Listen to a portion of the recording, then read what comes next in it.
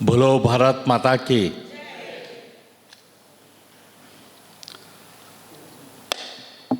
परम पूज्य श्री श्री ಸಚ್ಚಿದಾನಂದ ಭಾರತಿ ಶ್ರೀಪಾದಂಗಳವರ ಪಾದಾರವಿಂದಕ್ಕೆ ನಮಸ್ಕಾರ ಮಾಡಿ, ಷಷ್ಠ ಚಾತುರ್ಮಾಸ ವೃತಾಚರಣೆಯ ಆರಂಭದ ಈ ಶುಭ ಕಾರ್ಯದ ಉದ್ಘಾಟನೆ ಸುಂದರ ಕಾರ್ಯಕ್ರಮದಲ್ಲಿ ಗೌರವ ಉಪಸ್ಥಿತಿಯನ್ನು ಮಾಡಿರುವಂಥ ಶ್ರೀ ಮಹಾಬಲೇಶ್ವರ ಭಟ್ ಅವರೇ, ಶ್ರೀ ಕೃಷ್ಣಮೂರ್ತಿ ಮಂಜ್ ಅವರೇ, ಬಲರಾಮ್ ಆಚಾರ್ಯ ಅವರೇ, ಇವತ್ತು ಅಭಿನಂದನಾ ಸ್ವೀಕರಿಸುತ್ತಿರುವಂಥ ಶ್ರೀ ಆನೂರು ಅನಂತಕೃಷ್ಣ ಶರ್ಮಾ ಅವರೇ, ಉತ್ತಮವಾಗಿ ಕಾರ್ಯಕ್ರಮವನ್ನು ನಡೆಸಿ ಎಲ್ಲರ ಬಗ್ಗೆ ಅತ್ಯುತ್ತಮವಾಗಿ ಮಾತನಾಡ್ತಿರುವಂಥ ಶ್ರೀ ಅಶೋಕ್ ಭಟ್ ಅವರೇ, ಹಾಗೂ ಇಲ್ಲಿ ನೆರೆದಿರುವಂಥ ಎಲ್ಲ ಗಣ್ಯರೇ, ಆತ್ಮೀಯ ಬಂಧುಗಳೇ ಹಾಗೂ ಸಹೋದರ ಸಹೋದರಿಯರೇ, ಇವತ್ತು ನನಗೆ ಈ ಪವಿತ್ರ ಸ್ಥಳದಲ್ಲಿ ಬಂದು ಮಾತನಾಡೋಕ್ಕೆ ಭಾಳ ಸಂತೋಷ ಆಗ್ತಾಯಿದೆ. ಯಾಕಂದ್ರೆ ಎಡೆನೀರು ಮಠ ಕೇವಲ ಒಂದು ಮಠ ಮಾತ್ರ ಅಲ್ಲ, ಇದು ನಮ್ಮ ದೇಶದ, ನಮ್ಮ ಸನಾತನ ಧರ್ಮದ ಒಂದು ಕೇಂದ್ರ. ನಮ್ಮ ಜ್ಞಾನ ಪರಂಪರೆ ಇರ್ಬೋದು, ನಮ್ಮ ಧರ್ಮದ ಪರಂಪರೆ ಇರ್ಬೋದು, ನಮ್ಮ ಇತಿಹಾಸ ಇರ್ಬೋದು, ಅದರ ಭಾಳ ದೊಡ್ಡ ಭಾಗ ಎಡೆನೀರು ಮಠ. ಕೇವಲ ಸಂಸ್ಕೃತಿ ಅಥವಾ ಸನಾತನ ಧರ್ಮ ಮಾತ್ರ ಅಲ್ಲ, ನಮ್ಮ ಸಂವಿಧಾನದ ಇತಿಹಾಸದಲ್ಲಿ ಒಂದು ದೊಡ್ಡ ಮಹತ್ವದ ಅಧ್ಯಯನ ಬರೆದ ಕೇಂದ್ರ ನಮ್ಮ ಎಡೆನೀರು ಮಠ. ಆದ್ದರಿಂದ ಇಲ್ಲಿ ಬಂದು ಸ್ವಾಮೀಜಿಯವರ ಸನ್ನಿಧಿಯಲ್ಲಿ ಅವರ ಆಶೀರ್ವಾದ ಪಡೆದು ಈ ಮಠದಲ್ಲೇ ಈ ಕಾರ್ಯಕ್ರಮದಲ್ಲಿ ಭಾಗವಹಿಸೋಕೆ ನನಗೆ ಭಾಳ ಹೆಮ್ಮೆ ಮತ್ತು ಸಂತೋಷ ಎರಡು ಕೂಡ ಆಗ್ತಾಯಿದೆ. ಶ್ರೀ ಶಂಕರಾಚಾರ್ಯರು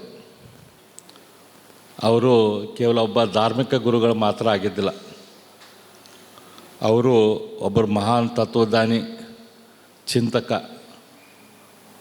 ಇಡೀ ದೇಶ ಬುದ್ಧನ ಚಿಂತನೆಯಿಂದ, ಬುದ್ಧನ ಆಚಾರ ವಿಚಾರದಿಂದ ಬೌದ್ಧ ಧರ್ಮದಲ್ಲಿ ಸನಾತನ ಧರ್ಮ ಕೊಚ್ಚಿ ಹೋದಂಥ ಸಂದರ್ಭದಲ್ಲಿ ಸನಾತನ ಧರ್ಮಕ್ಕೆ ಒಂದು ಹೊಸ ಕಾಯಕಲ್ಪವನ್ನು ಕೊಟ್ಟು, ಹೊಸ ಜೀವನವನ್ನು ಕೊಟ್ಟು, ಅದನ್ನು ಒಂದು ರೀತಿ ಒಳ್ಳೆ ರೀತಿಯಿಂದ ಆರ್ಗನೈಸ್ ಮಾಡಿದಂಥವರು ಶ್ರೀ ಶಂಕರ ಮಹಾಪಾದರು.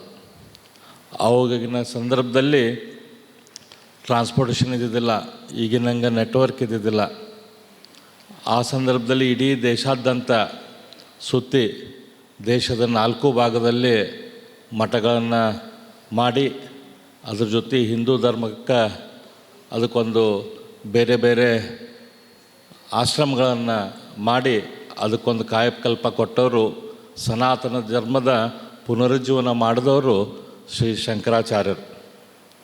ಅವರ ತತ್ವ ಅದ್ವೈತ, ಅಂದರೆ ಎರಡು ಇಲ್ಲ, ಎಲ್ಲ ಒಂದಂತ. ಇವತ್ತು ನಾವು ನೋಡ್ತೇವೆ, ನಾವು ಇಲ್ಲಿರುವಂಥವರೆಲ್ಲರೂ ಸಾಕಷ್ಟು ಜನ ಬೇರೆ ಬೇರೆ ಭಾಗದಿಂದ ಬಂದಿದ್ದೇವೆ, ಬೇರೆ ಬೇರೆ ಪ್ರದೇಶದಿಂದ ಬಂದಿದ್ದೇವೆ, ಬೇರೆ ಬೇರೆ ಆಚಾರದಿಂದ ಬಂದಿದ್ದೇವೆ, ಬೇರೆ ಬೇರೆ ವಿಚಾರದಿಂದ ಬಂದಿದ್ದೇವೆ, ಬೇರೆ ಬೇರೆ ಜೀವನ ಪದ್ಧತಿಯಿಂದ ಬಂದಿದ್ದೇವೆ. ಇದೆಲ್ಲ ಹೊರಗೆ ನೋಡಲಿಕ್ಕೆ ನಾವೆಲ್ಲ ಬೇರೆ ಬೇರೆ ಅಂತ ಕಾಣ್ತೇವೆ, ಆದರೆ ಒಳಗಿರೋದೆಲ್ಲದು ಒಂದು. ಒಳಗಿರೋ ಅಧ್ಯಾತ್ಮ ನಮ್ಮದೇನೈತಿ, ಚೈತನ್ಯ ಏನೈತಿ, ಅದು ಒಂದು ಅನ್ನೋದು ಶ್ರೀ ಶಂಕರಾಚಾರ್ಯರ ಒಂದು ಅತ್ಯುತ್ತಮವಾದ ಸಂದೇಶ ಮನುಕುಲಕ್ಕೆ. ಅದೇ ಚಿಂತನೆಯನ್ನು ಇಟ್ಕೊಂಡು ಬಂದಂಥ ಮಠ, ಆ ಚಿಂತನೆಯನ್ನು ಬೆಳೆಸ್ತಿರುವಂಥ ಮಠ ಇದು ನಮ್ಮ ಎಡೆನೀರು ಮಠ. ನಮ್ಮ ದೇಶದಲ್ಲಿ ಕೂಡ ಇವತ್ತು ನಮ್ಗೆ ಗೊತ್ತು, ಸಾವಿರಾರು ಭಾಷೆಗಳಿದಾವೆ, ನೂರಾರು ಜೀವನ ಪದ್ಧತಿಗಳಿದಾವೆ, ಸಾವಿರಾರು ವಿವಿಧ ರೀತಿಯ ಆಚರಣೆಗಳಿದಾವೆ. ಆದರೆ ಈ ಎಲ್ಲ ಆಚರಣೆ ಇದ್ದರೂ ಕೂಡ ನಾವು ಒಂದು ದೇಶ ಆಗಿದ್ದೇವೆ. ಆದ್ದರಿಂದ ನಮ್ಮ ದೇಶದಲ್ಲಿ ಏನು ಈ ಪದ್ಧತಿ ಐತಿ, ನಾವೆಲ್ಲ ಬೇರೆ ಬೇರೆ ಆಚರಣೆ ಇದ್ದರೂ ಕೂಡ ನಾವೆಲ್ಲರೂ ಒಂದು ಅನ್ನುವಂಥ ಏನು ಪದ್ಧತಿ ಐತಿ, ಇದ್ರ ಮೂಲ ತತ್ವ ಬಂದಿದ್ದು ಶ್ರೀ ಶಂಕರಾಚಾರ್ಯರಿಂದ. ಶಂಕರರು ನಮಗೆ ಹೇಳಿದರು, ನಾವು ಯಾರಂತೆ ನಾವು ಪ್ರಶ್ನೆ ಮಾಡ್ಕೋಬೇಕು. ನಾವೇನು ಇದು ಮನುಷ್ಯ ನಿಂತಂಥ ದೇಹ ನಮ್ದ, ಈ ಹೆಸರು ನಮ್ದ, ಈ ಮನೆತನ ನಮ್ದ. ನಾವು ಯಾರ್ದೋ ಮಕ್ಕಳು ಅಂತ ಹೇಳ್ತೇವೆ, ಯಾರ್ದೋ ಗಂಡ ಅಂತ ಹೇಳ್ತೇವೆ, ಯಾರ್ದೋ ಹೆಂಡತಿ ಅಂತ ಹೇಳ್ತೇವೆ. ಇದು ಅಥವಾ ನಾವು ನಮ್ಮದಿರುವಂಥ ಹುದ್ದೆ ನಮ್ದ, ಅಥವಾ ಈ ಮನೆಯಲ್ಲಿರುವಂಥ ಮನೆ ನಮ್ದ. ಇದನ್ನೆಲ್ಲ ಪ್ರಶ್ನೆ ಮಾಡಲಿಕ್ಕೆ ಶಂಕರಾಚಾರ್ಯರು ಹೇಳಿದರು. ಅದ್ರ ಮೂಲಕ ನೇತಿ ಅಂತ ಅವ್ರು ಏನು ಹೇಳಿದರು ಅಂದರೆ ಇದಲ್ಲ ಅಂತಂದು. ಅಂದರೆ ಇದು ಮನುಷ್ಯನ ದೇಹ ನಾನನ ಅಂತಂದ್ರೆ ಅದಲ್ಲ, ನಾನಲ್ಲ. ಇವತ್ತು ನಾನು ಒಂದು ಸ್ಥಾನದಲ್ಲಿದ್ದೇನೆ ಅಂತಂದ್ರೆ ಆ ಸ್ಥಾನ ನಾನು, ಆ ಸ್ಥಾನ ನಾನಲ್ಲ. ಇವತ್ತು ಒಂದು ಆಸ್ತಿ ನಮ್ಮದಿದೆ ಅಂತಂದ್ರೆ ಆ ಆಸ್ತಿ ನಾನೇನು, ಆಸ್ತಿ ನಮ್ಮದಲ್ಲ. ಇವತ್ತು ಅಧಿಕಾರ ಇರ್ತೈತೆ, ಆ ಅಧಿಕಾರ ನಾನೇನು, ಅಧಿಕಾರನೂ ಕೂಡ ನಾನಲ್ಲ. ಹಾಗಾದರೆ ನೇತಿ ಅಂತ ಶಂಕರಾಚಾರ್ಯ ಹೇಳಿದ್ದು ಇದಲ್ಲ ಅಂಥೇಳಿ ನಾವು ಮನುಷ್ಯ ನಮಗೆ ನಾವು ಹೇಳ್ಕೊತ ಹೋದಾಗ ನಾನು ಯಾರು ಅನ್ನುವಂಥ ಪ್ರಶ್ನೆ ಬರ್ತೈತೆ. ಆ ಪ್ರಶ್ನೆಯನ್ನು ಹುಡುಕಲಿಕ್ಕೆ ಅವರು ಮಾರ್ಗವನ್ನು ಹೇಳಿದರು. ಅದ್ರ ಮೂಲಕ ಅವರು ನಮಗೆ ಕೇವಲ ಪ್ರಶ್ನೆ ಮಾಡೋದು ಅಷ್ಟೇ ಅಲ್ಲ, ವಿವೇಕವನ್ನು ಕೂಡ ಅದ್ರ ಜೊತೆ ಉಪಯೋಗ ಮಾಡಿರಿ ಅಂತ ಹೇಳಿದ್ರು. ಯಾವುದು ಸತ್ಯ ಯಾವುದು ಮಿಥ್ಯೆ ಅದನ್ನು ನಾವು ತಿಳ್ಕೊಳ್ಳುವಂಥ ಪ್ರಯತ್ನ ಮಾಡೋದು ಅವಶ್ಯಕತೆ ಅಂತ ಹೇಳಿದ್ರು. ಇವತ್ತು ಯಾವುದು ನಮ್ಮದು ಅಧಿಕಾರ ಶಾಶ್ವತ ಅಲ್ಲ. ಇವತ್ತು ನಮ್ಮ ಸ್ಥಾನಮಾನ ಶಾಶ್ವತನ, ಅದು ಶಾಶ್ವತ ಅಲ್ಲ. ಇವತ್ತು ನಮ್ಮ ಆಸ್ತಿಗಳು ಶಾಶ್ವತನ, ಅದು ಶಾಶ್ವತ ಅಲ್ಲ. ಇದು ಶಾಶ್ವತ ಅಲ್ಲ, ಇದು ಶಾಶ್ವತ ಅಲ್ಲ ಅಂಥೇಳಿ. ಹಾಗಾದರೆ ಯಾವುದು ಶಾಶ್ವತ? ನಾವು ಜೀವನದಲ್ಲಿ ಏನು ಒಳ್ಳೆ ಕೆಲಸ ಮಾಡ್ತೀವಿ, ಏನು ಒಳ್ಳೇದು ಬಿಟ್ಟು ಹೋಗ್ತೀವಿ, ಅದು ಶಾಶ್ವತ. ಅದನ್ನು ಪಾಲಿಸ್ರಿ, ಇದು ನಶ್ವರದ ಹಿಂದೆ ಹೋಗಬೇಡ್ರಿ ಅನ್ನೋಂಥ ಮಹಾನ್ ಸಂದೇಶವನ್ನು ಶ್ರೀ ಶಂಕರ ಮಹಾಭಾರತವರು ನಮಗೆಲ್ಲರಿಗೂ ಕೊಟ್ಟರು. ಇದೇ ಮಾರ್ಗದಲ್ಲಿ ನಮ್ಮ ಕೇಶವಾನಂದ ಭಾರತಿ ಸ್ವಾಮೀಜಿಯವರು ಇಡೀ ಇಲ್ಲಿ ನಡೆದಂಥ ಈ ಕೇಸ್ ಏನಿತ್ತು, Kesavananda Bharati versus Kerala government case, ಅದು ಕೇವಲ ಯಡ್ನೀರು ಮಠದ ಆಸ್ತಿಗೆ ಸಂಬಂಧಪಟ್ಟಂಥ ಕೇಸಾಗಿ ಉಳಿಲಿಲ್ಲ. ಅದು 13 ಜನ ಸುಪ್ರೀಂ ಕೋರ್ಟ್ ಜಡ್ಜ್ಗಳು ಕೂತ್ಕೊಂಡು ಈ ನಮ್ಮ ದೇಶದಲ್ಲಿ ಈಗ ಚುನಾಯಿತರಾದಂಥ ಪಾರ್ಲಿಮೆಂಟ್ ಸದಸ್ಯರು, ಇವತ್ತು ನಮ್ಮ ದೇಶದಲ್ಲಿರುವಂಥ ಪಾರ್ಲಿಮೆಂಟು ಅದು ಸುಪ್ರೀಮು, ಅದು ಏನಾದರೂ ಕಾನೂನು ಮಾಡ್ಬೋದು. ಅದು ಏನಾದರೂ ಕಾನೂನು ಮಾಡಿ ಯಾರಿಗಾದರೂ ಯಾರ್ದಾದರೂ ಆಸ್ತಿ ಇರಲಿ ಅಥವಾ ಯಾರ್ದಾದ್ರೂ ಹಕ್ಕಿರಲಿ ಅದನ್ನು ತೆಗೆದುಕೊಳ್ಬೋದು, ಅಥವಾ ಅದಕ್ಕೆ ಅಧಿಕಾರ ಇದೆಯೋ ಇಲ್ಲ ಅನ್ನುವಂಥ ಮೂಲಭೂತ ಚಿಂತನೆಯನ್ನು ಇಡೀ ದೇಶದ ಮುಂದೆ ತಂದಿಡುವಂಗೆ ಮಾಡ್ತು. ಆ ಸಚ್ಚಿದಾನಂದ ಭಾರತಿ ವರ್ಸಸ್ ಗೌರ್ಮೆಂಟ್ ಆಫ್ ಕೇರಳದ ಕೇಸ್ ಮೂಲಕ ಇವತ್ತು ನಮ್ಮ ದೇಶಕ್ಕೆ ಒಂದು ಉತ್ತಮವಾದ ಸಂದೇಶ ಬಂತು. ಜನರಿಂದ ಆಯ್ಕೆಯಾದ ಸದಸ್ಯರು, ಜನರಿಂದ ಆಯ್ಕೆಯಾದ ಪಾರ್ಲಿಮೆಂಟು ಅದು ಸುಪ್ರೀಮು ಹೌದು, ಅದಕ್ಕೆ ಕಾನೂನನ್ನು ಬದಲಾವಣೆ ಮಾಡುವಂಥ ಅಧಿಕಾರ ಇದೆ, ಅದಕ್ಕೆ ಹೌದು. ಆದರೆ ಆ ಅಧಿಕಾರ ಸುಪ್ರೀಂ ಅಲ್ಲ. ಅದಕ್ಕಿಂತ ಹೆಚ್ಚು ದೊಡ್ಡದಂತಂದ್ರೆ ನಮ್ಮ ಸಂವಿಧಾನದ ಬೇಸಿಕ್ ಸ್ಟ್ರಕ್ಚರ್ ಏನೈತಿ, ನಮ್ಮ ಸಂವಿಧಾನ ನಮಗೇನು ಕೊಟ್ಟಂಥ ಬೇಸಿಕ್ ರೈಟ್ಸ್ ಏನೈತಿ, ಅದು ಎಲ್ಲದಕ್ಕಿಂತ ದೊಡ್ಡದು. ಅದಕ್ಕಿಂತ ದೊಡ್ಡದು ಪಾರ್ಲಿಮೆಂಟ್ ಅಲ್ಲ ಅನ್ನುವಂಥ ಒಂದು ದೊಡ್ಡ ಸಂದೇಶವನ್ನು Sachchidananda Bharati versus Kerala government case ಮೂಲಕ ಇಡೀ ದೇಶಕ್ಕೆ ಕೊಡುವಂಥ ಕೆಲಸ ಈ ಮಠದ ಮೂಲಕ ಆಯಿತು. ಇದು ಶಂಕರಾಚಾರ್ಯರು ಹೇಳಿದ ತತ್ವ ಮತ್ತು ನಮ್ಮ ಸಂವಿಧಾನದ ತತ್ವ ನಾನು ಎರಡೂ ಕಂಪೇರ್ ಮಾಡಿದ್ರೆ ಅವೆರಡೂ ಒಂದೇ ಅಲ್ಲ, ಆದರೆ ಎರಡಕ್ಕೂ ಭಾಳ ಸಾಮ್ಯತೆ ಐತಿ. ಶಂಕರಾಚಾರ್ಯರು ನಮ್ಮ ಸ್ಪಿರಿಚುವಲ್ ಯೂನಿಟಿ ಹೇಳಿದ್ರೆ, ನಮ್ಮ ಸಂವಿಧಾನ ಸೋಷಲ್ ಯೂನಿಟಿ ಹೇಳ್ತು. ಆ ರೀತಿ ಆ ಎರಡೂ ತತ್ವಕ್ಕೆ ಮೂಲವಾಗಿ ಇವತ್ತು ನಮ್ಮ ಯಡ್ನೀರು ಮಠ ಮತ್ತು ಸ್ವಾಮೀಜಿಯವರು ಇದ್ದಾರೆ. ಇಲ್ಲಿ ಶ್ರೀ ಸಚ್ಚಿದಾನಂದ ಭಾರತಿ ಸ್ವಾಮೀಜಿಯವ್ರ ಬಗ್ಗೆ ಹೇಳ್ಬೇಕಂತಂದ್ರೆ, ಉಳಿದೆಲ್ಲ ಸ್ವಾಮೀಜಿಗಳಂಗೆ ಕೇವಲ ಪೂಜೆ ಪುನಸ್ಕಾರ ಮಾಡ್ಕೊಂಡು ಮಠದ ಒಳಗೆ ಕುಂತವ್ರಲ್ಲ. ಹೆಂಗೆ ಹಿಂದೆ ಶಂಕರಾಚಾರ್ಯರು ಇಡೀ ದೇಶಾದ್ಯಂತ ಪ್ರವಾಸ ಮಾಡಿ ಅತ್ಯಂತ ಕಡಿಮೆ ವಯಸ್ಸಲ್ಲಿ ಇಡೀ ದೇಶದಲ್ಲಿ ತಮ್ಮ ತತ್ವ ಚಿಂತನೆ ಅದನ್ನು ಮಾಡಿದರು. ಅದೇ ರೀತಿ ನಮ್ಮ ಸಚ್ಚಿದಾನಂದ ಭಾರತಿ ಸ್ವಾಮೀಜಿಯವರು ಸತತವಾಗಿ ಪ್ರವಾಸದಲ್ಲಿದ್ದು ಸತತವಾದ ತಮ್ಮ ಆ್ಯಕ್ಟಿವಿಟಿಗಳ ಮೂಲಕ ಧರ್ಮ ಸಕಾರ್ಯ ಅದರ ಪ್ರಚಾರವನ್ನು ಮಾಡ್ತಿದ್ದಾರೆ. ಇಲ್ಲೇ ಮಠದಲ್ಲಿ ಕೂಡ ನಾವು ನೋಡಿದರೆ ಅವರು ನಿಧಾನವಾಗಿ ನಡೆಯೋದ ಕಡಿಮೆ, ಯಾವಾಗಿದ್ದರೂ ಪುಟ್ಟು ಅಂಥೇಳಿ ಭಾಳ ಆ್ಯಕ್ಟಿವ್ ಆಗಿ ಇರ್ತಾರೆ.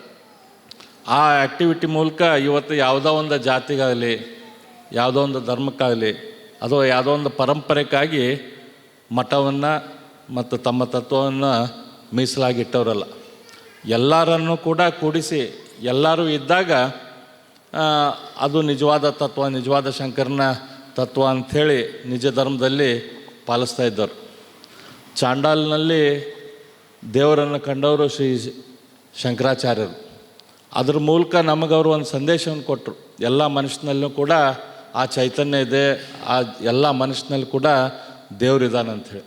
ಅದೇ ರೀತಿ ಇವತ್ತು ನಮ್ಮ ಸಚ್ಚಿದಾನಂದ ಭಾರತಿ ಸ್ವಾಮೀಜಿಯವರು ಎಲ್ಲ ಸಮಾಜದವ್ರನ್ನು ಕರೆದು ಎಲ್ಲ ಸಮಾಜದವ್ರನ್ನು ಒಳಗೂಡಿಸಿ ಇವತ್ತು ಸಾಂಸ್ಕೃತಿಕ ಕಾರ್ಯ ಇರ್ಬೋದು, ಧಾರ್ಮಿಕ ಕಾರ್ಯ ಇರ್ಬೋದು, ಅದರಲ್ಲಿ ಎಲ್ಲರನ್ನೂ ಸೇರಿಸ್ಕೊಂಡು ಇವತ್ತು ತಮ್ಮ ಕಾರ್ಯಚಟುವಟಿಕೆಗಳನ್ನು ಮಾಡ್ತಾಯಿದ್ದಾರೆ.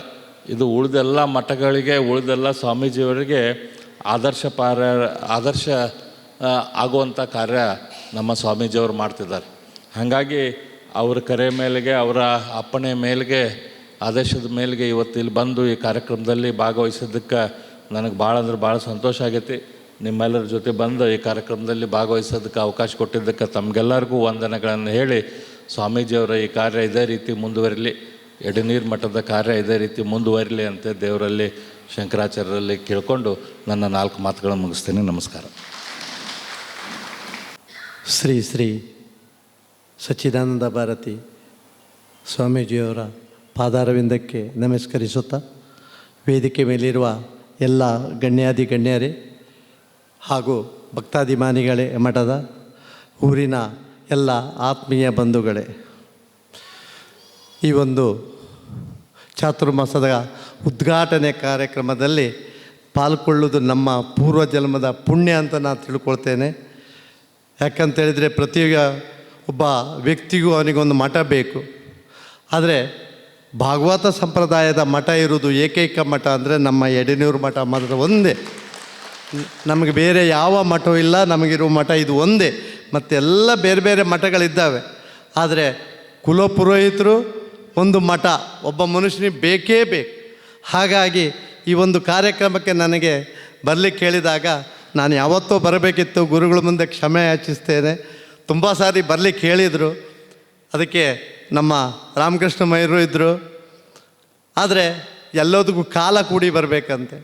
ಕಾಲ ಕೂಡಿ ಬಂದಾಗಲೇ ನಮಗೆ ಬರಲಿಕ್ಕೆ ಸಾಧ್ಯ. ಗುರು ದರ್ಶನ ಆಗಲಿಕ್ಕಿದ್ರು, ದೇವ್ರ ದರ್ಶನ ಆಗಲಿಕ್ಕಿದ್ರು ಆ ಕಾಲ ನಂಗೆ ಕಳೆದ 4 ತಿಂಗಳ ಕೆಳಗೆ ಬಂದಿದೆ.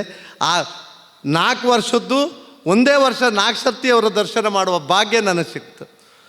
ಹಾಗಾಗಿ ಈ ಚಾತುರ್ಮಾಸದಲ್ಲಿ ಕೂಡ ನನಗೆ ಈ ಪಾಲ್ಗೊಳ್ಳುವ ಭಾಗ್ಯ ನನಗೆ ಸಿಕ್ತಂತ ನಾನು ಅನ್ಕೋತೇನೆ. ಮಠದ ಒಬ್ಬ ಸೇವಕನಾಗಿ ನನ್ನಿಂದ ಏನಾಗಬೇಕು ಅದು ನಾನು ಮಾಡಲಿಕ್ಕೆ ತಯಾರಿದ್ದೇನೆ. ಅಶೋಕ ಭಟ್ರು ಹೇಳಿದ್ರು, ಈಗ ದಾನ ನಿಜವಾಗಿ ಸಂಪಾದನೆ ಮಾಡಿದವನಿಗೆ ಎಲ್ಲವನಿಗೂ ದಾನ ಮಾಡುವ ಬುದ್ಧಿ ಕೊಟ್ಟಿದ್ದಿದ್ರೆ ಯಾವ ದೇವಸ್ಥಾನವೂ ಆಗ್ತಿರಲಿಲ್ಲ. ನಾನು ತಿಳೋದು ಅವನ ಕರ್ಮದ ಫಲ ಪ್ರಕಾರ ಬೇರೆ ಬೇರೆ ದುಶ್ಚಟಗಳಿಗೆ ಖರ್ಚು ಮಾಡ್ತಾನೆ ವಿನಃ ಈ ಒಂದು ದಾನ ಧರ್ಮಕ್ಕೆ ಮಾಡೋದಿಲ್ಲ. ಆ ಮಾಡಿದ ಸಂಪಾದನೆಯಲ್ಲಿ ಇದೊಂದು ಒಳ್ಳೆ ಕಾರ್ಯಕ್ಕೆ ಖರ್ಚು ಮಾಡುವ ಬುದ್ಧಿ ನಮಗೆ ಪರಮಾತ್ಮ ಕೊಟ್ಟದ್ದು. ಇದು ನಮ್ಮ ಪೂರ್ವಜನ್ಮದ ಪುಣ್ಯ, ನಮ್ಮ ಈ ತಂದೆ ತಾಯಿಯರ ಜನ್ಮ ಕೊಟ್ಟದ್ದಕ್ಕೆ ನಮ್ಮ ಅದೃಷ್ಟ ಅಂತ ನಾನು ತಿಳ್ಕೊಳ್ತೇನೆ. ಮತ್ತು ಯಾರೇ ಆಗಲಿ ನಾನು ತಿಳಿದು ನಾವು ಮಾಡಿದ ಸಂಪಾದನೆಯಲ್ಲಿ ಸನಾತನ ಧರ್ಮ ಹೇಳ್ತದೆ 16% ದಾನ ಮಾಡು ಅಂತ. ನಾನು ಹೇಳೋದು ಕಲಿಯುಗ ಆದ್ದರಿಂದ ಕೆಲವು ನಾವು ಸುಳ್ಳುಗಳು ಹೇಳ್ತೇವೆ, ಸುಳ್ಳು ಹೇಳಿ ಸಂಪಾದನೆ ಮಾಡ್ತೇವೆ. 20% ಯಾರು ದಾನ ಮಾಡಲೇಬೇಕಾಗತ್ತೆ. ನಾನು ಮಾತ್ರ 25% ದಾನ ಮಾಡ್ತಾ ಇದ್ದೇನೆ. ಯಾಕಂತೇಳಿದರೆ ಸಂಪಾದನೆಯಲ್ಲಿ 4 ವಿಂಗಡ ಮಾಡ್ತೇನೆ ನಾನು. ಒಂದು ದಾನಕ್ಕೆ, ಒಂದು ನನ್ನ ಸಂಸಾರಕ್ಕೆ, ಮೂರನೇದು ನಾನು ಮಾಡುವ ವ್ಯವಹಾರಕ್ಕೆ. ಅದರಲ್ಲಿ ಯಾವುದು ಲೋಪದೋಷಗಳಿದ್ದಾವೆ, ಅದಕ್ಕೆ ಏನಾಗಬೇಕು, ಅದು ಯಾವುದು ರೀಮಾಡಲ್ ಬರಬೇಕು. ಯಾಕಂದರೆ ಹೋಟೆಲ್ ಒಂದು ಕಾಲದಲ್ಲಿ ನಡೆದು ಹೋಗ್ತಿತ್ತು, ಒಂದು ಬಣ್ಣ ಹಾಕ್ಕೊಂಡು ಸುಣ್ಣ ಹಾಕ್ಕೊಂಡು ನಡೀತಿತ್ತು. ಇವತ್ತು ಹಾಗಲ್ಲ. ಆ 4 ವರ್ಷಕ್ಕೊಂದು ಸತಿ ಅದನ್ನು ಸುಂದರವಾಗಿ ಮದುಮಗಳ ಹಾಗೆ ಮಾಡಿದರೆ ಮಾತ್ರ ಮೊದಲು ಒಳ ಬರ್ತಾರೆ. ಆಮೇಲೆ ತಿಂಡಿ ತಿನಿಸು ಒಳ್ಳೆ ಅದಕ್ಕೆ ಸರಿಯಾಗಿ ಇವತ್ತು ಏನಂದರೆ ಸ್ಟೀಲ್ ಅಲ್ಯೂಮಿನಿಯಂ ಪ್ಲೇಟ್ ಹೋಯಿತು, ಸ್ಟೀಲ್ ಪ್ಲೇಟ್ ಹೋಯಿತು. ಇವತ್ತು ಒಂದು ಪಿಂಗಾಣಿಯ ಒಂದು ಪ್ಲೇಟ್ ಅದಕ್ಕೆ 400 ರೂಪಾಯಿ ಇರುತ್ತೆ. ಅಂಥ ಒಂದು ಪ್ಲೇಟಲ್ಲಿ ನಾವು ಕೊಟ್ಟರೆ ಮಾತ್ರ ಅದಕ್ಕೆ ಆ ರೇಟ್ ಕೊಡ್ಲಿಕ್ಕೆ ಜನ ತಯಾರಿದ್ದಾರೆ. ದುಡ್ಡಿನ ಬಗ್ಗೆ ಅಲ್ಲ, ಆದರೆ ಕೊಡ್ಲಿಕ್ಕೆ ತಯಾರಿದ್ದಾರೆ. ಅದನ್ನು ನಾವು ಕೊಡುವಂಥ ಶಕ್ತಿ ನಮ್ಮಲ್ಲಿ ಬೇಕಂತ ಆ ಥರ ವ್ಯವಹಾರ ಆಗಿದೆ. ಹಾಗಾಗಿ ಆ ಹೋಟ್ಲಿಗೆ ಹಾಕಲಿಕ್ಕೋಸ್ಕರ ಮತ್ತೊಂದು 25%. ಆದರೆ ನನಗೆ ನಾಳೆ ಕಷ್ಟ ಕಾಲದಲ್ಲಿ ತೊಂದರೆ ಆದರೆ ಅಂದರೆ ನಮ್ಮ ಪ್ರಾಪರ್ಟಿಗೋ ಅಥವಾ ನಮಗೆ ಯಾವುದಾದ್ರು ಒಂದು ಬೇಕಂತಾಗ ಅದಕ್ಕೋಸ್ಕರ 25%. ಈ 4 ವಿಂಗಡ ಮಾಡಿಕೊಂಡು ಕರೆಕ್ಟಾಗಿ ಯಾರು ಹೋಗ್ತಾನೋ ನಿಜವಾಗಿ ಜೀವನದಲ್ಲಿ ಸೋಲೋದಿಲ್ಲ ಅಂತ ನನ್ನ ಅರ್ಥ. ಯಾಕಂತೇಳಿ ನಾನು ಮಾಡ್ತಿರೋದು ಅದೇ. ಆದರೆ ನಾನು ಮಾಡೋದೇನು, ಖಾಲಿ ಪೋಸ್ಟ್ ಮ್ಯಾನ್ ಕೆಲಸ ಒಂದೇ ಮಾಡ್ತಾ ಇದ್ದೇನೆ.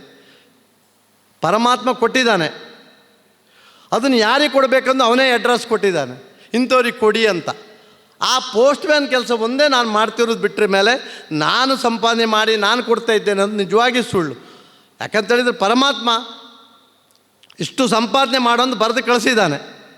ಇವತ್ತು ಎಲ್ಲೋದ್ರೂ ನಮ್ಮ ಉಜಿರಿ ಅಶೋಕ್ ಭಟ್ರು ಹೇಳ್ತಾ ಇರ್ತಾರೆ, ಯಾಕಂದರೆ ಅವರನ್ನು ನಾನೊಂದು 35 ವರ್ಷದಿಂದ ನೋಡ್ತಿದ್ದೇನೆ. ಯಕ್ಷಗಾನಕ್ಕೆ ಅವರು ನಿಜವಾಗಿ ಒಂದು ಭೀಷ್ಮ. ನಾನು ಹೇಳೋದಿದ್ರೆ ಯಕ್ಷಗಾನ ಕಲೆಗೆ ನನಗೆ ಸ್ವಲ್ಪ ಯಕ್ಷಗಾನ ಅಂದರೆ ಹುಚ್ಚಿದೆ. ಆ ಯಕ್ಷಗಾನ ನೋಡ್ತೇನೆ, ಹಾಗೆ ಸಾಂಸ್ಕೃತಿಕ ಕಾರ್ಯಕ್ರಮ ಎಲ್ಲದಕ್ಕೂ ಹೋಗ್ತೇನೆ. ಇವತ್ತು ಈ ಮಠ ನಮ್ಮ ಗುರುಗಳು ನಡೆಸ್ತಾ ಇದ್ದಾರೆ. ಇವರು ಬಂದ್ರ ಮೇಲೆ ಈ 6 ವರ್ಷದಲ್ಲಿ ಒಂದೊಂದು ಮೆಟ್ಲು ನಾವು ಮೇಲೆ ಹೋಗ್ತಾ ಇದ್ದೇವೆ.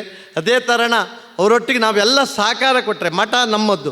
ಮಠ ನಡೆಸೋದು ಅಷ್ಟು ಸುಲಭ ಅಲ್ಲ. ಹಣ ಇದ್ದು ಕೂಡಲೇ ಕೂಡ ಮಠ ನಡೆಸಲಿಕ್ಕೆ ಆಗೋದಿಲ್ಲ. ಯಾಕಂದರೆ ಇವತ್ತಿನ ಕಾಲಮಾನದಲ್ಲಿ ಕೆಲಸಗಾರ ಅಭಾವ ತುಂಬ ಇದೆ.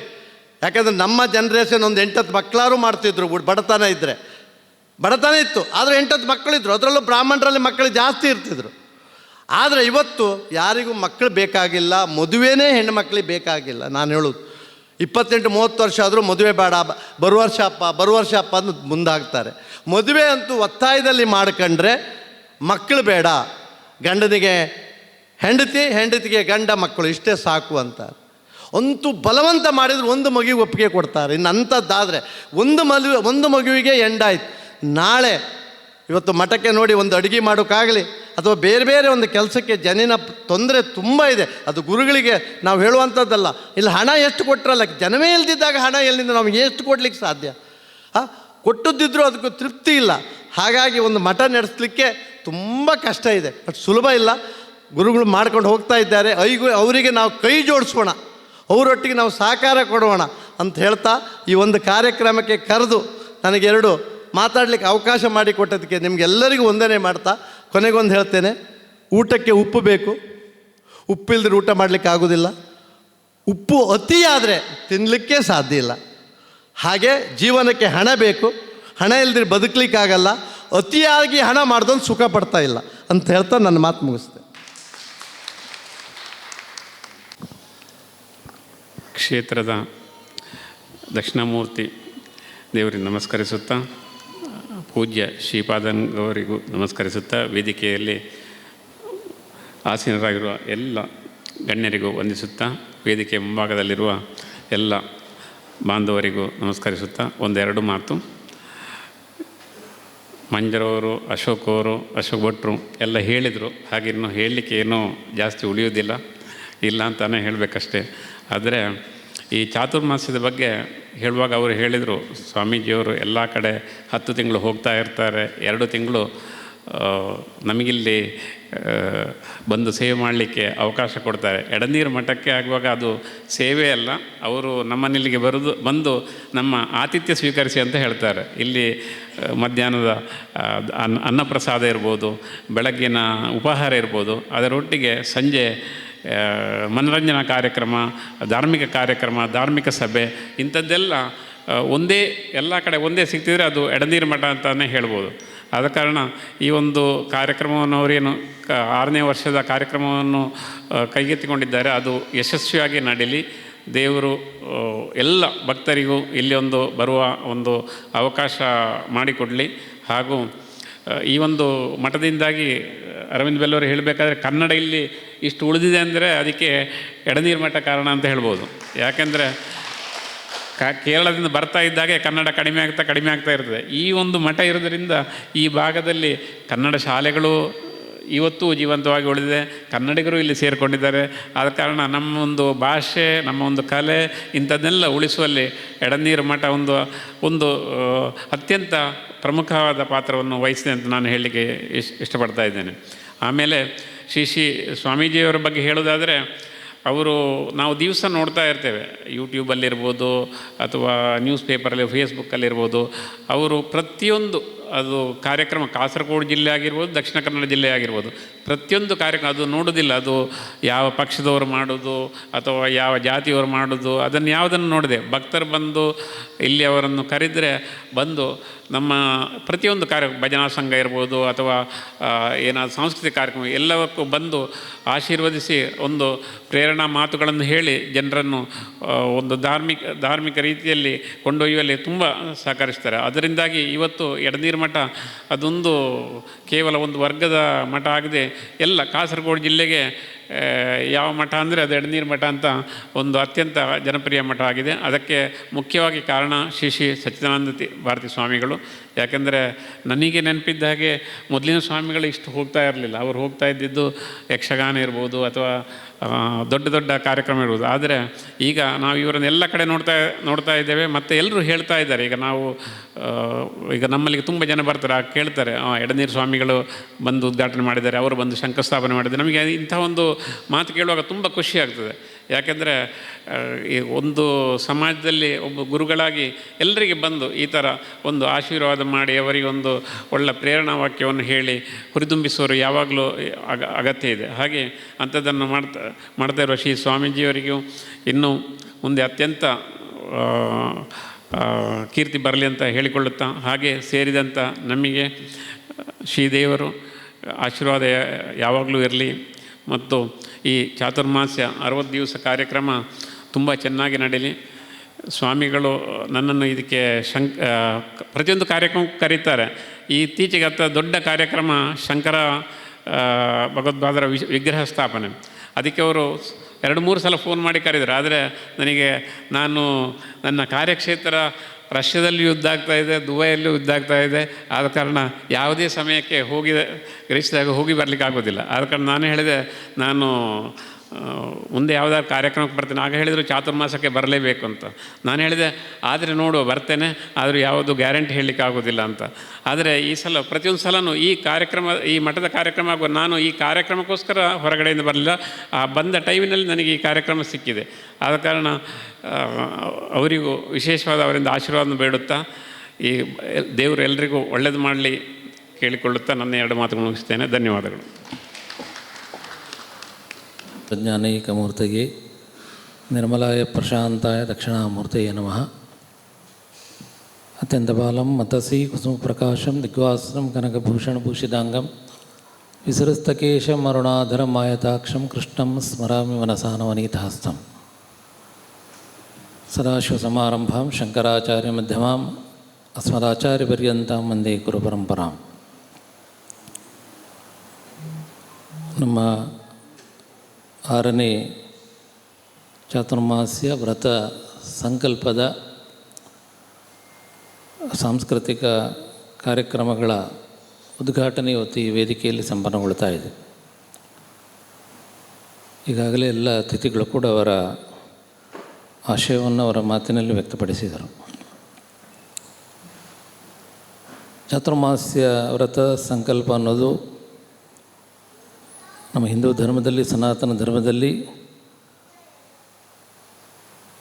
ಒಂದು ರೀತಿಯಲ್ಲಿ ಅಹಿಂಸೆಯನ್ನು ಎತ್ತಿ ಹಿಡಿದಂಥ ಒಂದು ಸಂಪ್ರದಾಯ.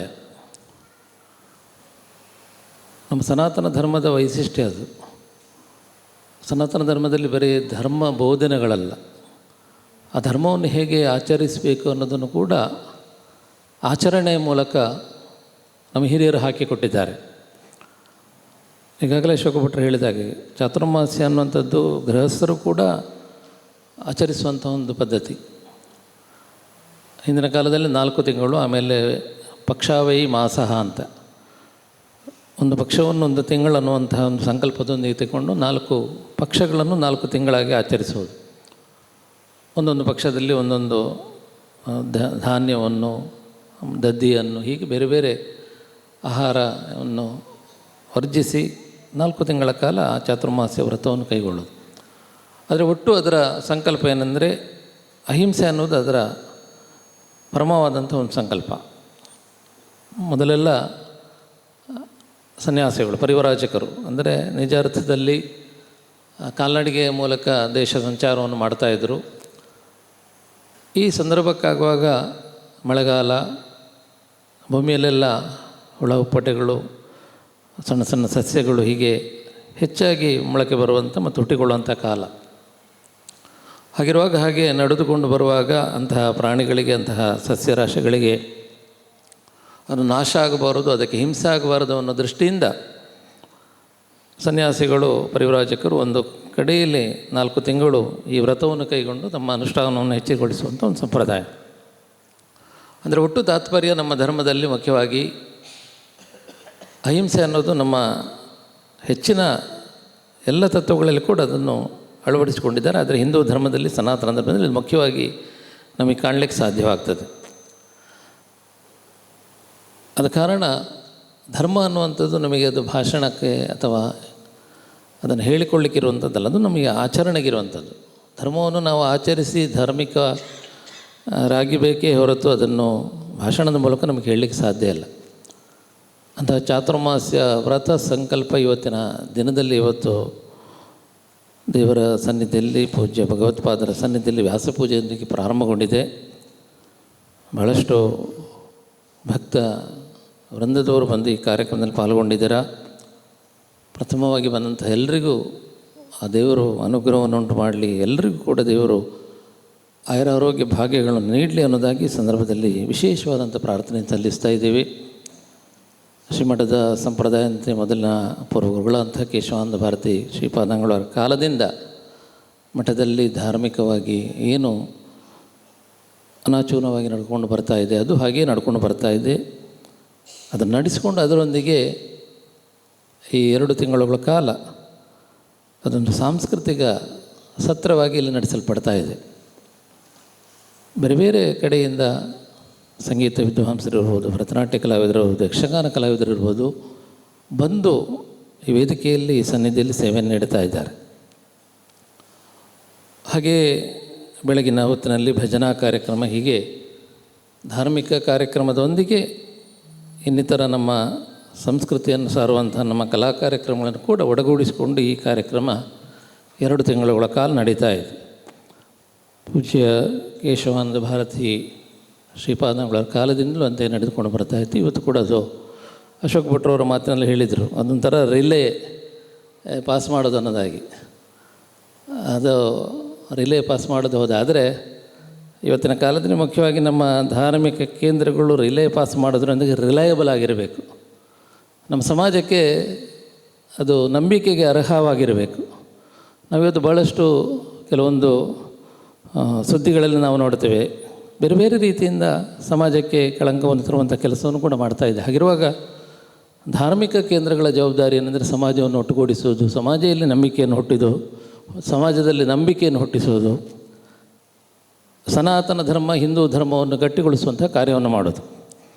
ಆ ರೀತಿಯಲ್ಲಿ ಇವತ್ತು ನಮಗೆ ಸಂತೋಷ ಇದೆ. ಮಠ ಮಾನ್ಯಗಳು, ನಮ್ಮ ದೇವಸ್ಥಾನಗಳು ಇವತ್ತು ಎಲ್ಲ ಸಮಾಜ ಬಾಂಧವರನ್ನು ಯಾವುದೇ ರೀತಿಯ ಜಾತಿ ಭೇದವಿಲ್ಲದೆ ಅಥವಾ ಮೇಲು ಕೀಳು ಅನ್ನೋಂತಹ ಅಥವಾ ಬಡವ ಬಲ್ಲಿದನ್ನಂತಹ ಒಂದು ಅಂತಸ್ತಿನ ಭೇದವಿಲ್ಲದೆ ಇವತ್ತು ಎಲ್ಲ ನಮ್ಮ ಸಮಾಜ ಬಾಂಧವರು ಕೂಡ ನಮ್ಮ ಧಾರ್ಮಿಕ ಕೇಂದ್ರಗಳಲ್ಲಿ ಇವತ್ತು ಒಟ್ಟಾಗ್ತಾ ಇದ್ದಾರೆ. ಖಂಡಿತವಾಗಿಯೂ ಅಂಥ ಕೆಲಸಗಳು ನಡೀಬೇಕು. ಧಾರಣಾತ್ ಧರ್ಮಮಿತ್ಯಾಹೋ ಧರ್ಮೋ ಧಾರಯತೆ ಪ್ರಜಾಹ ಅಂತ, ಧಾರಣ ಅನ್ನೋಂಥ ಶಬ್ದದಿಂದ ಧರ್ಮ ಅನ್ನೋಂಥ ಶಬ್ದ ಹುಟ್ಟಿಕೊಂಡಿತ್ತು. ಆದರೆ ಯಾವುದು ಸಮಾಜವನ್ನು ಒಟ್ಟುಗೂಡಿಸ್ತದೋ, ಯಾವುದು ಸಮಾಜವನ್ನು ಪ್ರಜೆಗಳನ್ನು ಒಟ್ಟುಗೂಡಿಸ್ತದೋ ಅದೇ ಧರ್ಮ ಅನ್ನೋದಾಗಿ ಪರಿಗಣಿಸಲ್ಪಡ್ತದೆ. ಹಾಗಿರುವಾಗ ಆ ಧರ್ಮದ ಕಾರ್ಯವನ್ನು ಇವತ್ತು ನಮ್ಮ ಧಾರ್ಮಿಕ ಕೇಂದ್ರಗಳು ಮಾಡಬೇಕು. ಆ ದೃಷ್ಟಿಯಿಂದ ಇವತ್ತು ಎಲ್ಲ ನಮ್ಮ ಧಾರ್ಮಿಕ ಕೇಂದ್ರಗಳು ಕೂಡ ಆ ಕೆಲಸವನ್ನು ಮಾಡ್ತಾ ಇದೆ. ಅದರ ಉಪಯೋಗವನ್ನು ಸಮಾಜ ಪಡ್ಕೊಳ್ಳೋದು ಮುಖ್ಯ, ಮತ್ತು ಅದು ಅಂತಹ ನಂಬಿಕೆಗಳನ್ನು, ಅಂತಹ ನಮ್ಮ ಧಾರ್ಮಿಕ ಅರಿವುಗಳನ್ನು ಮುಂದಿನ ತಲೆಮಾರಿಗೆ ವರ್ಗಾಯಿಸೋದು ಕೂಡ ನಮ್ಮ ಸಮಾಜದ ಮೇಲಿರುವಂಥ ಅತ್ಯಂತ ದೊಡ್ಡ ಜವಾಬ್ದಾರಿಯ ಕೆಲಸ. ನಾನು ಯಾವತ್ತೂ ಎಲ್ಲ ಕಡೆಗಳಲ್ಲಿ ಅದನ್ನು ಹೇಳಲಿಕ್ಕಿದೆ. ಇಂತಹ ಧಾರ್ಮಿಕವಾದಂತಹ ಕಾರ್ಯಕ್ರಮಗಳಲ್ಲಿ ನಮ್ಮ ಯುವ ಸಮಾಜ ಇವತ್ತು ಇದರಿಂದ ವಿಮುಖವಾಗ್ತಾ ಇದೆ. ಮುಂದಿನ ಒಂದು 25 ವರ್ಷ 30 ವರ್ಷ ಕಳೆದರೆ ಇಂತಹ ಕಾರ್ಯಕ್ರಮಗಳನ್ನು ಯಾರು ನಡೆಸೋದು ಅನ್ನೋದಾಗಿ ಕೂಡ ನಮಗೆ ಕೆಲವೊಮ್ಮೆ ದಿಗಿಲಾಗ್ತದೆ. ಹಾಗಿರುವಾಗ ಇವತ್ತೇ ನಾವು ಅಂತಹ ಸಮಾಜವನ್ನು ಕಟ್ಟುವ, ಅಂತಹ ಯುವ ಸಮಾಜವನ್ನು ಇಂತಹ ಕಾರ್ಯಕ್ರಮದಲ್ಲಿ ತೊಡಗಿಸಿಕೊಳ್ಳುವಂಥ ಒಂದು ಸಂಕಲ್ಪಕ್ಕೆ ನಾವು ಮುಂದಾಗಬೇಕು. ಹಾಗಿದ್ದರೆ ಮಾತ್ರ ಇದು ಹೀಗೆ ಮುಂದಿನ ತಲೆಮಾರಿಗೆ ಕೂಡ ವರ್ಗಾವಣೆ ಆಗಲಿಕ್ಕೆ ಸಾಧ್ಯ ಆಗ್ತದೆ. ಆ ನಿಟ್ಟಿನಲ್ಲಿ ಕೂಡ ಎಲ್ಲ ಸಮಾಜ ಬಾಂಧವರು ಕೂಡ ಯೋಚಿಸಬೇಕನ್ನೋದಾಗಿ ಕೂಡ ಈ ಸಂದರ್ಭದಲ್ಲಿ ನಮ್ಮ ಆಶಯವನ್ನು ವ್ಯಕ್ತಪಡಿಸ್ತಾ ಇದ್ದೇವೆ.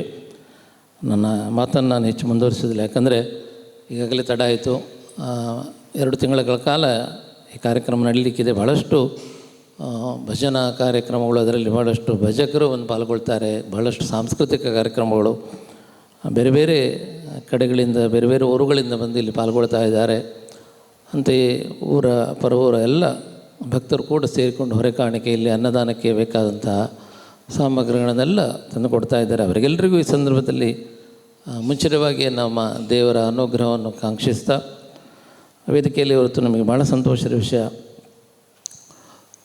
ಕರ್ನಾಟಕ ವಿಧಾನಸಭೆಯ ಪ್ರತಿಪಕ್ಷ ಉಪನಾಯಕರಾದಂಥ ಶ್ರೀ ಅರವಿಂದ್ ಬೆಲ್ಲದವರು ಉಪಸ್ಥಿತಿದ್ದಾರೆ. ಪ್ರತಿಪಕ್ಷ ನಾಯಕರು, ಅವರು ಪ್ರತಿಪಕ್ಷ ನಾಯಕರಾಗಿ ಇಲ್ಲಿ ಬಂದದಲ್ಲ. ನಮ್ಮ ಮಠ ಅಂದರೆ ಹಾಗೆ, ನಮ್ಮಲ್ಲಿ ಪ್ರತಿ ಪಕ್ಷದ ನಾಯಕರು ಕೂಡ ಬರ್ತಾರೆ.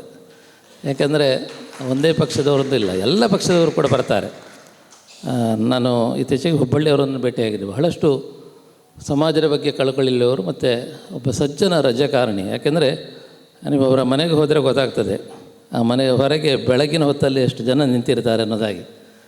ಆ ರೀತಿಯಲ್ಲಿ ಜನೋಪಯೋಗ ಯೋಗಿಯಾಗಿ ಇವತ್ತು ಜನಕೀಯವಾಗಿ ಅವರ ಕಾರ್ಯಕ್ಷೇತ್ರವನ್ನು ವಿಸ್ತೃತಗೊಳಿಸ್ತಿದ್ದಾರೆ. ಅವರು ಈ ಕಾರ್ಯಕ್ರಮಕ್ಕೆ ಬರಬೇಕು ಅನ್ನೋದಾಗಿ ನಾನು ಕಳೆದ ಬಾರಿ ಹೇಳಿದ್ದೆ. ಏನೋ ಕಾರಣಗಳಿಂದ ಅವರಿಗೆ ಬರಲಿಕ್ಕೆ ಆಗಲಿಲ್ಲ.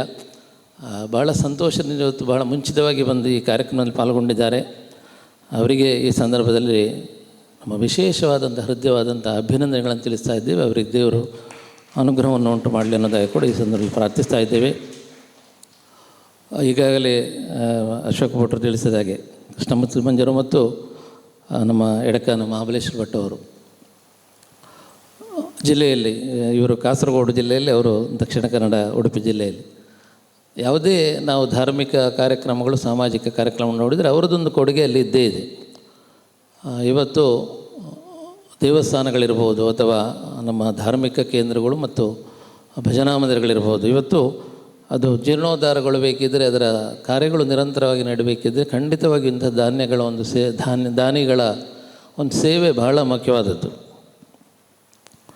ಅದರಲ್ಲಿ ನಾವು ಯಾವಾಗಲೂ ಹೇಳಲಿಕ್ಕಿದೆ, ನಾನು ಎಲ್ಲ ಸಭೆಗಳಲ್ಲಿ ಹೇಳ್ತೇನೆ, ದಾನ ಕೊಟ್ಟರೆ ಮರೆತು ಬಿಡಬೇಕನ್ನೋದಾಗಿ ಹೇಳ್ತಾರೆ. ಆದರೆ ದುರಂತ ಅಂದರೆ ದಾನ ಕೊಟ್ಟವರನ್ನೇ ದಾನ ತಗೊಂಡವರು ಮರೆಯುವಂಥ ಪರಿಸ್ಥಿತಿ ಆಗಿದೆ ಈಗ ಅಂತ. ಅದರ ಅನುಭವ ಕೂಡ ಮಹಾಬಲೇಶ್ವರ ಭಟ್ಟರಿಗೆ ಭಾಳಷ್ಟು ಆಗಿರ್ಬೋದು. ಆದರೆ ಅವರು ಯಾವುದನ್ನು ಬಯಸೋದಿಲ್ಲ. ಕೃಷ್ಣಮೂರ್ತಿ ಮಂಜರು ಇರ್ಬೋದು, ಮಹಾಬಲೇಶ್ವರ ಭಟ್ ಇರ್ಬೋದು, ಯಾವುದೇ ಪ್ರಚಾರವನ್ನು ಬಯಸದೆ ಅವರ ಪಾಡಿಗೆ, ಅವರ ಮಿತಿಯಲ್ಲಿ, ಅವರ ಇಚ್ಛೆಯಂತೆ ಅವರು ದಾನವನ್ನು ಮಾಡುತ್ತಾ ಇವತ್ತು ದೇವಸ್ಥಾನಗಳ, ಧಾರ್ಮಿಕ ಕೇಂದ್ರಗಳ, ಸಾಮಾಜಿಕ ಬೇರೆ ಕೆಲಸಗಳ ಎಲ್ಲ ಕೆಲಸಗಳಿಗೆ ನೆರವಾಗ್ತಾ ಇದ್ದಾರೆ. ನಮ್ಮ ಮಠದ ಅಭಿಮಾನಿಗಳು ಮಹಾಬಲೇಶ್ವರ ಭಟ್ರು ಹಾಗೆ ನಮ್ಮ ಎಲ್ಲ ಕಾರ್ಯಕ್ರಮಗಳಲ್ಲಿ ಕೂಡ ಅವರು ದೇಶದಲ್ಲಿ ಇದ್ದರೆ ಬಂದು ಇಲ್ಲಿ ಪಾಲ್ಗೊಳ್ತಾರೆ. ಇಲ್ಲಿ ಬಂದು ಇವತ್ತು ಈ ಕಾರ್ಯಕ್ರಮದಲ್ಲಿ ಪಾಲ್ಗೊಂಡಿದ್ದಾರೆ. ಕೃಷ್ಣಮೂರ್ತಿ ಮಂಜವರು ಕಳೆದ ಬಾರಿ ಅವರು ಇಲ್ಲಿ ಬಂದು ಪಾಲ್ಗೊಳ್ಳಬೇಕಿತ್ತು. ಅನಾನುಕೂಲವಾಗಿ ಬೇರೆ ಕಾರಣಗಳಿಂದ ಅವರಿಗೆ ಪಾಲ್ಗೊಳ್ಳಿಕ್ಕೆ ಆಗಲಿಲ್ಲ. ಭಾಳಷ್ಟು ಸಾರಿ ನನ್ನ ಹತ್ರ ಹೇಳಿದರು, ಖಂಡಿತವಾಗಿ ಇವತ್ತು ಬನ್ನಿ. ನಮ್ಮ ಮಠದ ಅಭಿಮಾನಿ ಶಿಷ್ಯರು ಕೂಡ ಭಾಳಷ್ಟು ಕಾರ್ಯಕ್ರಮಗಳಲ್ಲಿ ಕೂಡ ನನಗೆ ಅವರು ಭೇಟಿಯಾಗ್ತಾ ಇರ್ತಾರೆ. ಇವತ್ತು ಕೂಡ ಅವರು ಬಹಳ ಸಂತೋಷದಿಂದ ಮುಂದೆ ಈ ಕಾರ್ಯಕ್ರಮದಲ್ಲಿ ಪಾಲ್ಗೊಂಡಿದ್ದಾರೆ. ಅವರಿಗೂ ಈ ಸಂದರ್ಭದಲ್ಲಿ ನಮ್ಮ ದೇವರ ಅನುಗ್ರಹವನ್ನು ಕಾಂಕ್ಷಿಸ್ತಾ ಇವತ್ತು ಈ ಕಾರ್ಯಕ್ರಮದಲ್ಲಿ ಅಭಿನಂದನೆಯನ್ನು ಸ್ವೀಕರಿಸಿದವರು ಆನೂರು ಅನಂತಕೃಷ್ಣ ಶರ್ಮ ಅವರ ಮಾತಿನಲ್ಲಿ ಹೇಳಿದರು ಮಠದ ಮತ್ತು ಅವರ ಸಂಬಂಧವನ್ನು. ಇವತ್ತು ಸ್ವಲ್ಪ ತಡವಾಗಿ ಆದರೂ ನಮ್ಮ ಲೆಕ್ಕದಲ್ಲಿ ನಾವು ಸಂತೋಷ ಪಡುವ ಹಾಗೆ ಅವರಿಗೆ ಕೇಂದ್ರ ಸಂಗೀತ ನೃತ್ಯ ಅಕಾಡೆಮಿಯ ಪ್ರಶಸ್ತಿ ಅವರಿಗೆ ಲಭಿಸಿದೆ. ಇತ್ತೀಚೆಗಷ್ಟೇ ಅವರ 60ನೇ ವರ್ಷದ ಹುಟ್ಟುಹಬ್ಬದ ಕಾರ್ಯಕ್ರಮನ ಅವರ ಶಿಷ್ಯರೆಲ್ಲ ಸೇರಿಕೊಂಡು ಬೆಂಗಳೂರಿನಲ್ಲಿ ಬಹಳ ಅದ್ಧೂರಿಯಾಗಿ ಮಾಡಿದರು. ಅದೇ ಸಂದರ್ಭದಲ್ಲಿ ಅವರಿಗೆ ಪ್ರಶಸ್ತಿ ಬಂದಿರೋದು ಕೂಡ ಒಂದು ರೀತಿಯಲ್ಲಿ ಒಂದು ಯೋಗ. ನಾನವರು ಅನಂತಕೃಷ್ಣ ಶರ್ಮಾ ಅವರಿಗೆ ಪ್ರಶಸ್ತಿ ಬಂದರೆ ಅದು ನಮ್ಮ ಸಂಸ್ಥೆಗೆ ಬಂದಂತಹ ಒಂದು ಖುಷಿ ನಮಗೆ. ಆ ರೀತಿಯ ಒಂದು ಸಂಬಂಧವನ್ನು ಇಟ್ಕೊಂಡವರು ಅವರು ಬಂದು ಇಲ್ಲಿ ದೇವರ ಪ್ರಸಾದವನ್ನು ಸ್ವೀಕರಿಸಿದ್ದಾರೆ. ಅವರಿಗೂ ಈ ಸಂದರ್ಭದಲ್ಲಿ ಅಭಿನಂದನೆಗಳು ತಿಳಿಸ್ತಾ, ವೇದಿಕೆಯಲ್ಲಿ ನಮ್ಮ ಬಲರಾಮಾಚಾರ್ಯವರು ಮತ್ತು ಸುರೇಶ ನಾಯಕರು, ಅಶೋಕ್ ಭಟ್ರು ಹೇಳಿದರು ಅವರ ಬಗ್ಗೆ ವಿಸ್ತೃತವಾಗಿ. ಯಾವತ್ತೂ ಮಠದ ಎಲ್ಲ ಕಾರ್ಯಗಳಲ್ಲಿ ಕೂಡ ಯಾವುದೇ ರೀತಿಯ ಅಡೆತಡೆಗಳಿಲ್ಲದೆ ಬಂದು ನಾವು ಹೇಳಿದ್ದನ್ನು ಅನುಸರಿಸಿಕೊಂಡು ಬಂದು ಇಲ್ಲಿ ಪಾಲ್ಗೊಳ್ಳುವವರು. ಅವರನ್ನು ಕೂಡ ಈ ಸಂದರ್ಭದಲ್ಲಿ ಅಭಿನಂದಿಸ್ತಾ, ಬಂದಂತಹ ಎಲ್ಲ ಭಕ್ತ ಬಂಧುಗಳು, ಕಾರ್ಯಕ್ರಮವನ್ನು ಆನ್ಲೈನ್ ಮೂಲಕ ವೀಕ್ಷಿಸ್ತಾ ಇರುವಂಥ ಎಲ್ಲ ಅಭಿಮಾನಿ ಬಂಧುಗಳಿಗೆ, ಈ ಕಾರ್ಯಕ್ರಮವನ್ನು ಭಾಳ ಚಂದವಾಗಿ ನಡೆಸ್ಕೊಂಡಂಥ ಹಿರಿಯ ಯಕ್ಷಗಾನ ಅರ್ಥಧಾರಿಗಳು ಅಂತ ಶ್ರೀ ಉಜಿರೆ ಅಶೋಕ್ ಭಟ್ ಅವರಿಗೆ ಮತ್ತು ಬಂದಂತಹ ಎಲ್ಲ ಭಕ್ತವಂದರದವರಿಗೆ ಮತ್ತೊಮ್ಮೆ ನಮ್ಮ ಆರಾಧ್ಯ ಮೂರ್ತಿಗಳಂಥ ಶ್ರೀ ದಕ್ಷಿಣಾಮೂರ್ತಿ ಗೋಪಾಲಕೃಷ್ಣ ಸ್ವಾಮಿ ಆರೋಗ್ಯ ಭಾಗ್ಯಗಳನ್ನು ನೀಡಲಿ ಅನ್ನೋದಾಗಿ ಸಂದರ್ಭದಲ್ಲಿ ವಿಶೇಷವಾದಂಥ ಪ್ರಾರ್ಥನೆಯನ್ನು ಸಲ್ಲಿಸ್ತಾ ಮಾತಿನಿಂದ ವಿರಮಿಸ್ತಾ ಇದ್ದೇನೆ. ಸರ್ವೇ ಜನಾಃ ಸುಖಿನೋ ಭವಂತು. ಓಂ ಶಾಂತಿ ಶಾಂತಿ ಶಾಂತಿ. ನಿಖರ ಸುದ್ದಿ, ಸದಭಿರುಚಿಯ ಕಾರ್ಯಕ್ರಮ. ನೀವು ನೋಡ್ತಾ ಇದ್ದೀರಾ ಕಹಳೆ ನ್ಯೂಸ್, ಸಮಾಜದ ಜಾಗೃತಿಗಾಗಿ ವಸ್ತುನಿಷ್ಠ ವರದಿ.